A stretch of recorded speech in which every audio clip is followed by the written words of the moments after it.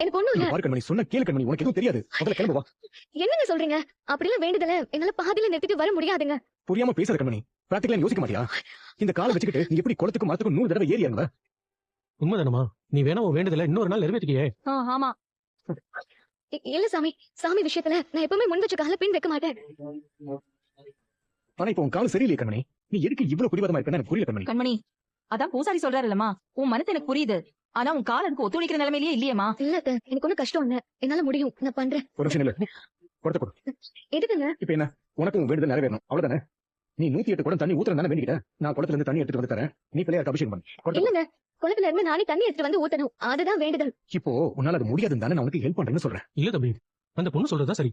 யார் வேண்டிக்கிட்டாங்களோ அவங்க தான் அதை நிறைவேற்றணும். சாமி உங்க தம்பிக்கு எப்படி வச்சா பாத்தீங்களா? அப்ப அவ்வளவு பிடிவாதம் பிடிச்சா இப்ப எப்படி வேண்டுதலை நிறைவேற்றுறான்னு பாப்போம். பாக்கவே கஷ்டமா இருக்கு. எப்படி நான் இதை அவங்களால பண்ண முடியும்? அம்மா சொல்லியும் அன்பு சொல்லியும் கூட கேட்க மாட்டேங்கிறாங்க. தங்கமான பொண்ணு, ஆனா இந்த பிடிவாதம் தான் அப்பப்போ அவளுக்கு பிரச்சனை ஆயிடுது. அத்தை, குறைபடமா இருக்கு. நான் போய் மறுபடியும் தண்ணி எடுத்துட்டு வரேன். இருக்கமணி, புருஷனா இப்படி இருக்கணும்டா. அவ கஷ்டப்படக்கூடாதுன்னு கடைசியில இவன் கஷ்டப்படுறான்னு சித்தப்பா. அண்ணியை தூக்குறது அவனுக்கு எப்படின்னா கஷ்டமா இருக்கும்.